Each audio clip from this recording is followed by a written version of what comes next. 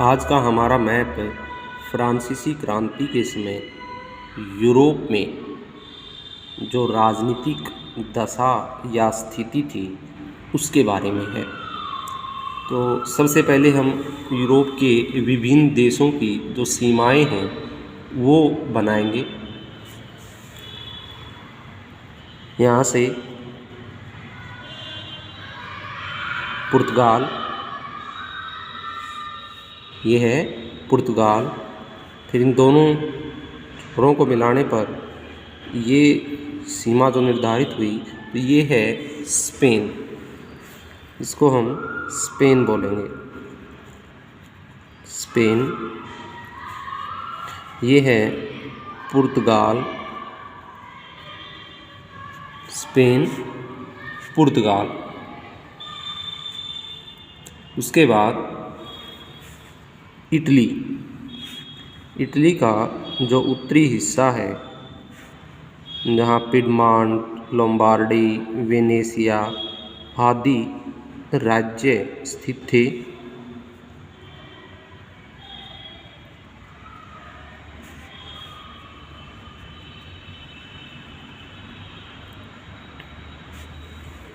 Italy. Italy के बाद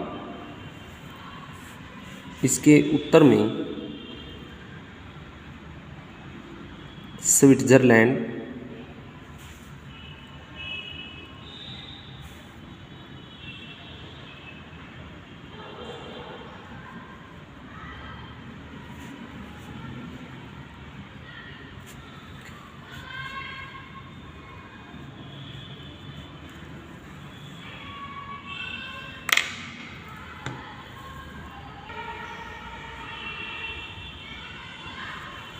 Switzerland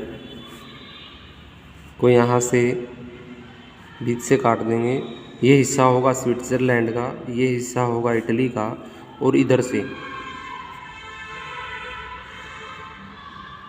France की बाउंड्री तैयार करेंगे। ये है फ्रांस, पुर्तगाल, स्पेन, फ्रांस, इटली, स्विट्ज़रलैंड। इसके बाद स्विट्ज़रलैंड के उत्तर की तरफ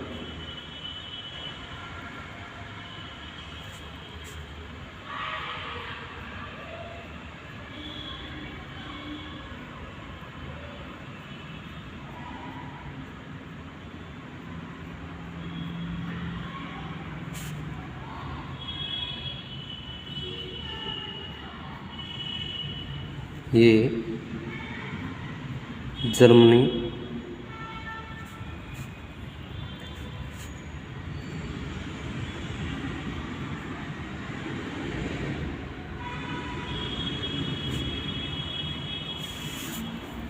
ये जर्मनी, और इधर संयुक्त नीदरलैंड, ऑस्ट्रियन नीदरलैंड। क्योंकि अभी तक जब 1789 ईस्वी में फ्रांस की क्रांति हुई थी तो जर्मनी का एकीकरण नहीं हुआ था, इटली का एकीकरण नहीं हुआ था, इनमें बहुत सारी रियासतें थी। तो इसमें लेंगे हम पर्सा।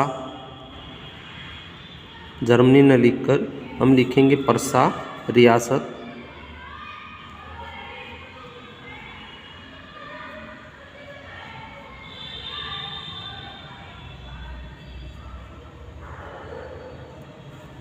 और यहाँ पर होगी बर्लिन, जो इसकी राजधानी होती थी।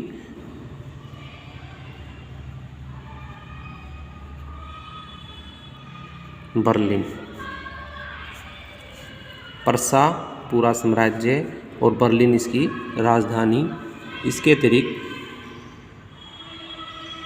पवित्र रोमन साम्राज्य, यहाँ बहुत सारी छोटी छोटी रियासतें थी, सभी पवित्र रोमन साम्राज्य में शामिल थी।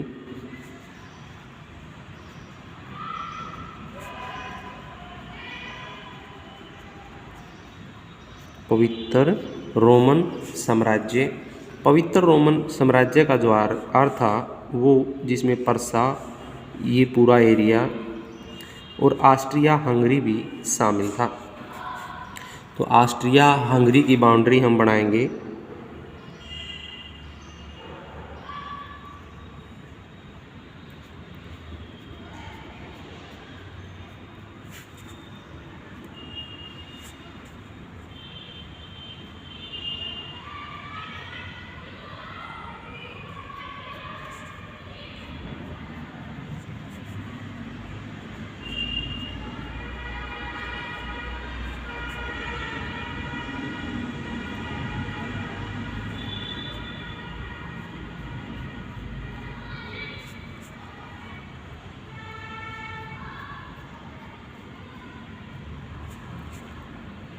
और इसके साथ लगता जो था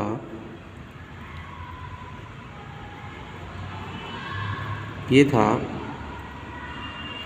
रोमानिया। ये ऑस्ट्रिया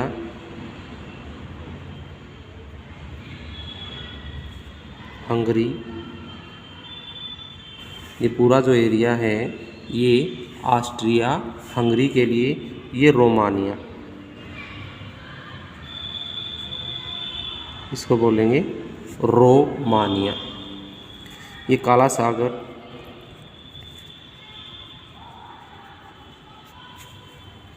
ये जो एरिया है ये है क्रीमिया।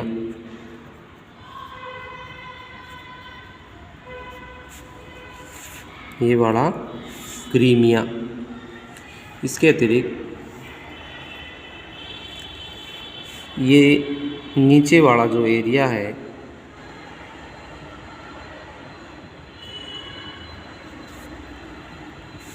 ये है ऑटोमन साम्राज्य।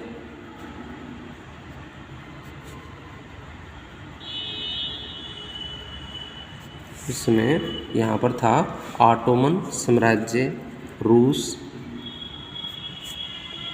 और यहाँ पर है Poland.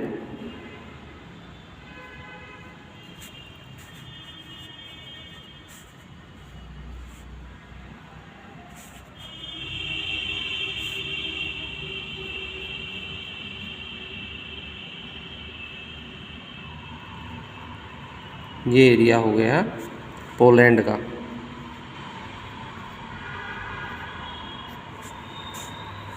Poland, Austria Hungary, Ottoman साम्राज्य, रोमानिया, काला सागर, क्रीमिया, रूस।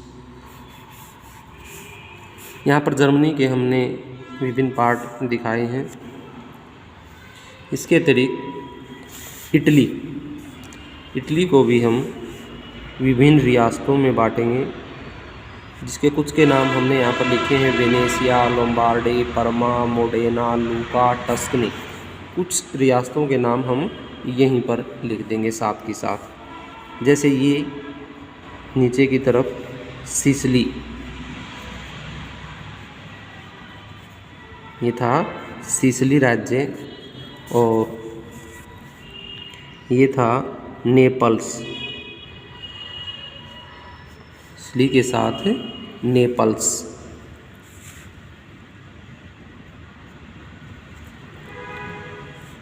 उत्तर की तरफ सार्डिनिया,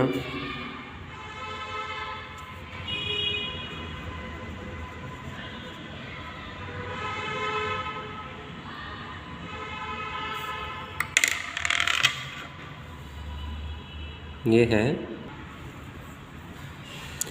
है सार्डिनिया।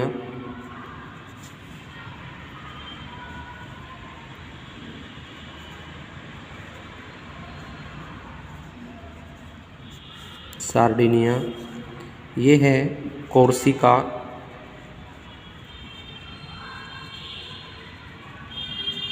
Sardinia, Corsica. उसके बाद थोड़ा सा इसको साफ लिख देते हैं, कोर्सिका।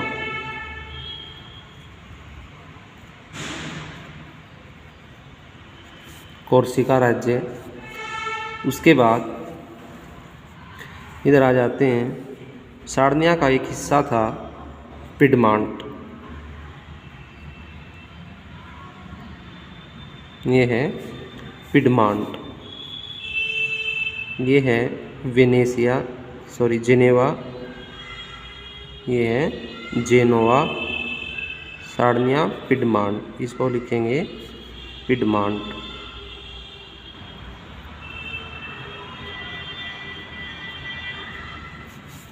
पिडमांट ये है जेनेवा,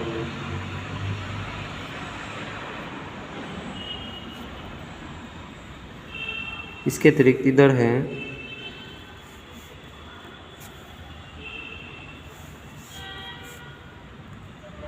दोनों छोरों को मिलाएंगे और इसको बीच से काट देंगे।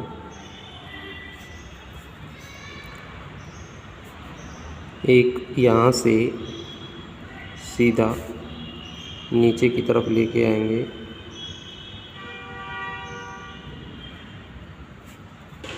इसको यहाँ से इसको मिलाएंगे, फिर इसको मिलाएंगे और इसको काटेंगे। पहले ये, फिर इसके अंदर से ये हिस्सा, और अब इनको हमने पहले ही नाम लिख रखे हैं तो इसके लिए हम काउंटिंग देंगे। जैसे number 1 Venezia, number 2 Lombardy, number 3 परमा, मोडेना, नंबर 5 लूका और नंबर 6 टस्कनी। और ये है पोप राज्य। पोप राज्य, पोप का जो एरिया था वो ये है। तो इस तरह हमने बांट लिया। सार्डिनिया और पिडमांट एक राज्य थे जो स्वतंत्र थे। उसके बाद वेनेसिया, लोम्बार्डी ये अधीन थे। उसके बाद परमा, मोडेना, लूका ये प्रभावित थे ऑस्ट्रिया के।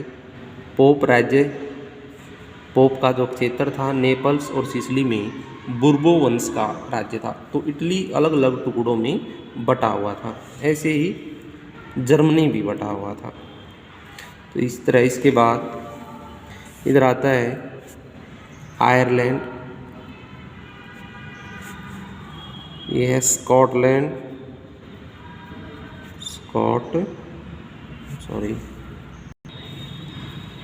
ये है स्कॉटलैंड,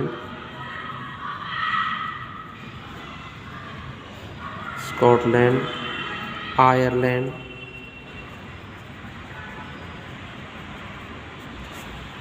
इंग्लैंड,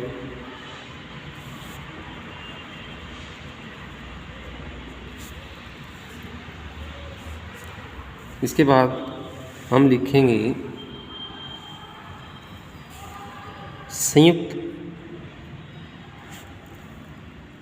संयुक्त नीदरलैंड,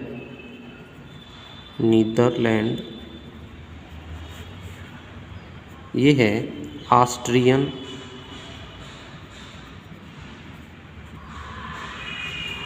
नीदरलैंड, संयुक्त नीदरलैंड, ऑस्ट्रियन, नीदरलैंड। इसके लिए डेनमार्क,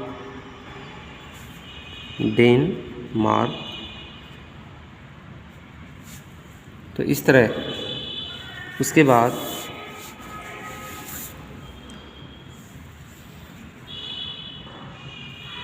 ये है स्विट्ज़रलैंड,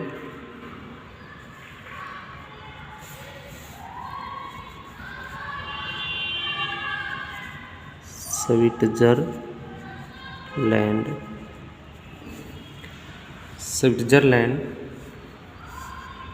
ये ऑस्ट्रिया हंगरी। अब पवित्र रोमन साम्राज्य से जो प्रभावित एरिया था वो कौन सा था? तो यहाँ से लेंगे हम एक डार्क लाइन बनाना शुरू करेंगे। यहाँ से सीधे इस छोर पर मिलाएंगे।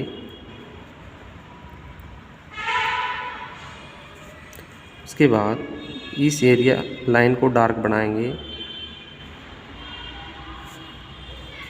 ऑस्ट्रिया हंगरी स्विट्ज़रलैंड को बाहर रहने दिया, नीदरलैंड को बाहर रहने दिया,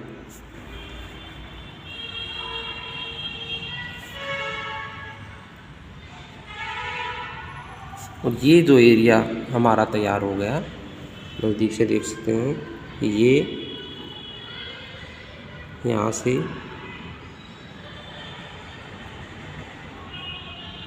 और सीधा जहाँ से शुरू हुए थे वहाँ पर, तो ये प्रभावित एरिया जो था। उसके अतिरिक्त हमने कुछ संकेत या इंडेक्स बना रखे हैं, जैसे परसा का साम्राज्य कहाँ कहाँ था, तो इसके लिए हम प्लस के निशान दे सकते हैं। तो ये एरिया परसा का था, परसा का जो साम्राज्य है। उसके बाद ये भी परसा से अधीन था, परसा का जो साम्राज्य है पूर्व पश्चिम दोनों छोर पर था।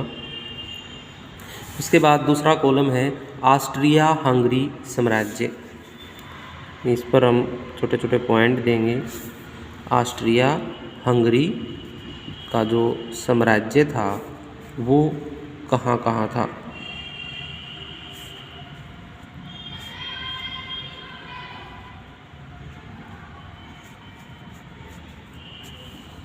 ये ऑस्ट्रिया हंगरी का साम्राज्य था।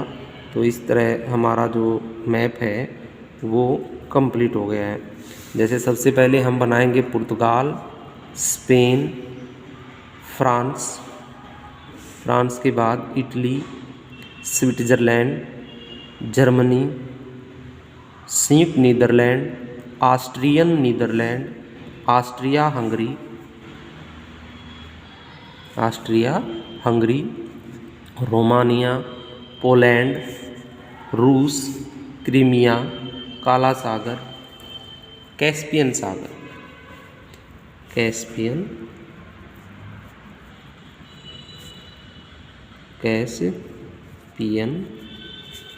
सागर, कैस्पियन सागर,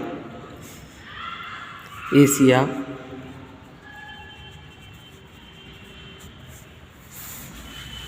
अफ्रीका,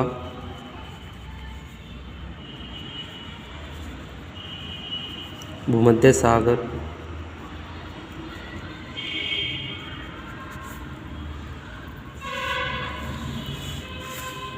और इधर लिख सकते हैं हम ये डेनमार्क, नॉर्वे, ये है नॉर्वे, ये है स्वीडन,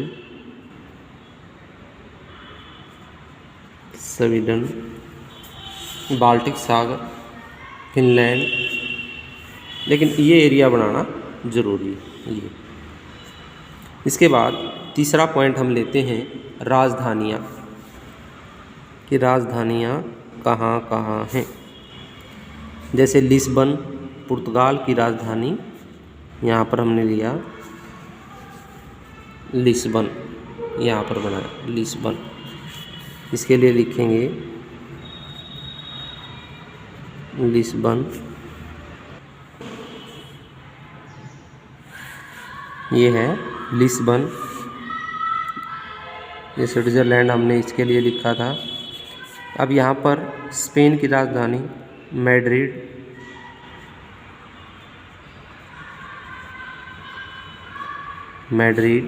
स्पेन की राजधानी क्या है, मैड्रिड। उसके बाद पेरिस,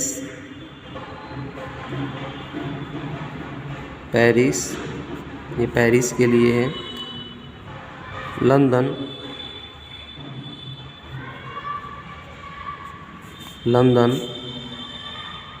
बर्लिन हमने लिखी दी है, परसा की राजधानी बर्लिन थी। एक ऑस्ट्रिया हंगरी के लिए लिख सकते हैं वियना,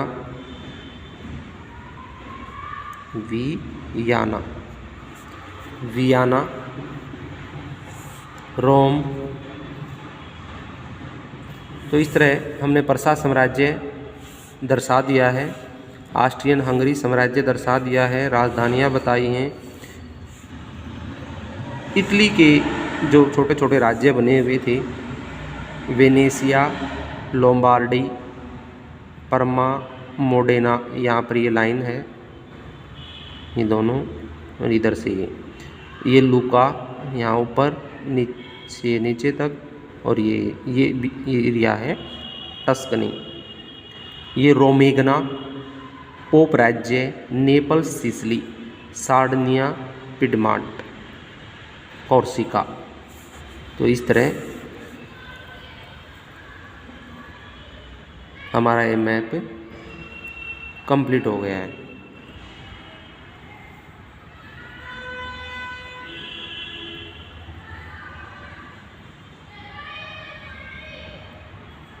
धन्यवाद।